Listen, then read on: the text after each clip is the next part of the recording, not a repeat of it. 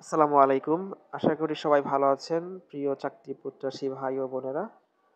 তো আপনারা যারা ১৮ তম শিক্ষক নিবন্ধন দিয়েছেন, তারা হয়তো অনেকদিন ধরে অপেক্ষা করছেন যে ১৮ তম শিক্ষক নিবন্ধনের প্রিলি রেজাল্ট কবে দিবে এবং রেজাল্ট পাওয়ার পর সবাই ভাবছেন যে রেজাল্টটা যদি ভালো হয় সেক্ষেত্রে লিখিতর একটা ভালো প্রিপারেশন নিবেন। কিন্তু এনটিআরসি রেজাল্টটি আসলে যে সময় নিচ্ছে আসলে রেজাল্ট দিতে যে আ দেরি করতেছে এটা আসলে আমাদের কারোই ভালো লাগতেছে না।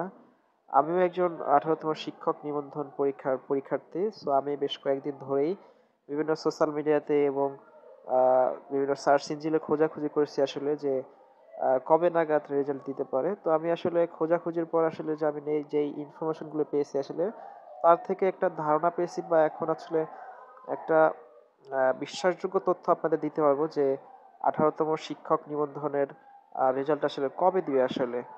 আর এই বিষয়ে আসলে আমাদের সোশ্যাল মিডিয়াতে আসলে খোঁজাখুঁজি বা আ সার্চ ইঞ্জিনে খোঁজাখুঁজির চেয়ে আমাদের আসলে করণীয় কি? আমার যেটা মনে হয় আসলে যে রেজাল্ট নিয়ে আসলে আমাদের বেশি চিন্তা করা নিয়ে উচিত না আসলে। কারণ আমরা কে কেমন পরীক্ষা দিচ্ছি, কে কোন মার্ক পাবো এটা আসলে আমরা সবাই জানি।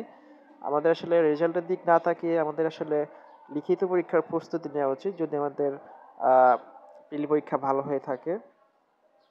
আ গত ১২ই মে আ দৈনিক শিক্ষা একটি প্রতিবেদন প্রকাশ করছে আসলে যে ১৮ তম শিক্ষক নিবন্ধনের রেজাল্ট কবে নাগাদ হতে পারে। তারা জানিয়েছে যে এনটিআরসি তাদের অর্থাৎ দৈনিক আমাদের বার্তাকে জানিয়েছে যে ১৮ তম শিক্ষক নিবন্ধনের রেজাল্ট প্রায় প্রস্তুত।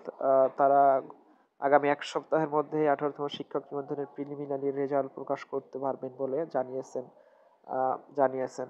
তো আজকে যেহেতু ১৩ তারিখ, আমরা আশা করছি যে ২০ তারিখের মধ্যেই ১৮ তম শিক্ষক নিবন্ধনের প্রিলিমিনারি রেজাল্ট দিবে এবং তারা এও জানিয়েছে যে কুরবানি ঈদের পরে ১৮ তম শিক্ষক নিবন্ধনের লিখিত পরীক্ষা আয়োজন করতে চায়।